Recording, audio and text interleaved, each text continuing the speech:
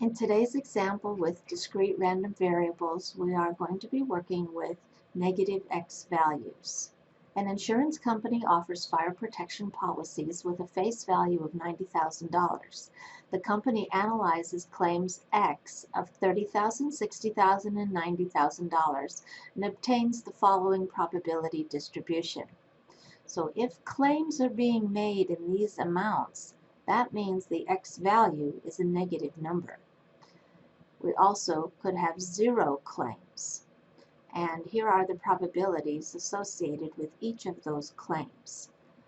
What we'll need to do in order to find out the expected value or the mean for these claims is to fill in this table, and that will help us to organize all the information we need to calculate the expected value and the standard deviation for this information. So I'm just going to take the given x values and place them in the column for x. So we're going to have our negative 90,000, negative 60,000, negative 30,000, and 0. The probabilities associated with these values are as follows. The negative 90,000 is 0.001, and that is the same for the negative 60,000. We have 0.004 for the negative 30,000, and 0 is 0.994. In order to complete the XPX column, we're multiplying the X value of negative 90,000 by 0.001, and that gives us negative 90.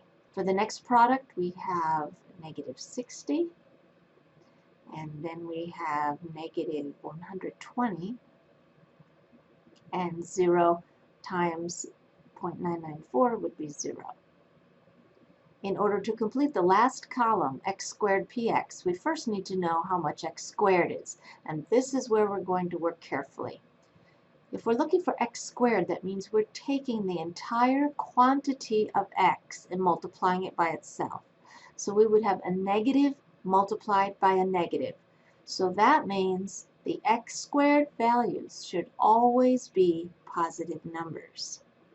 So our first x squared value would be negative 90,000 multiplied by negative 90,000, and that gives us 8,100,000,000. Negative 60,000 squared would give us 3,600,000,000.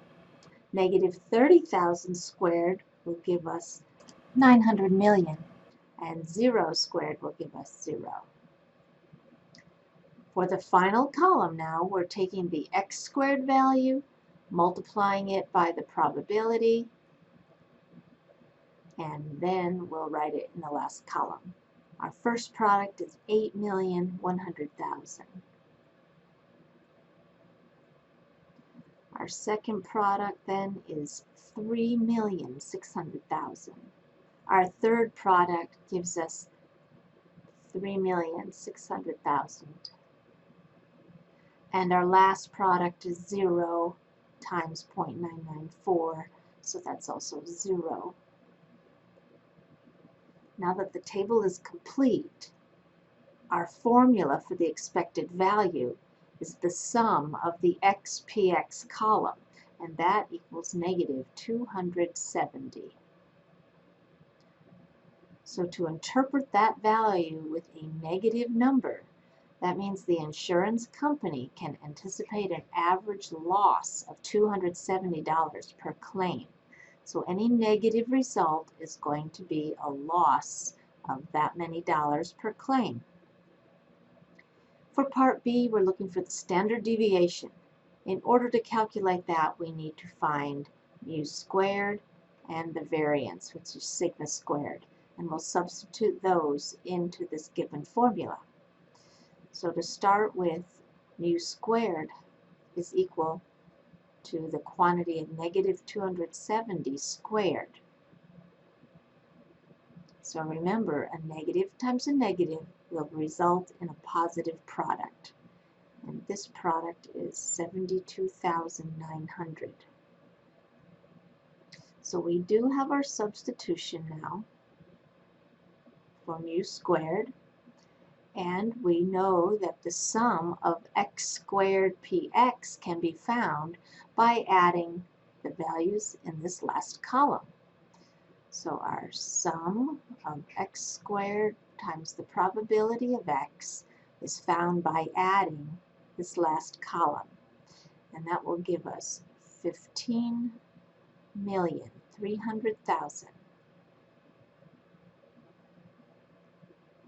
So that is the substitution for the sum of x squared px.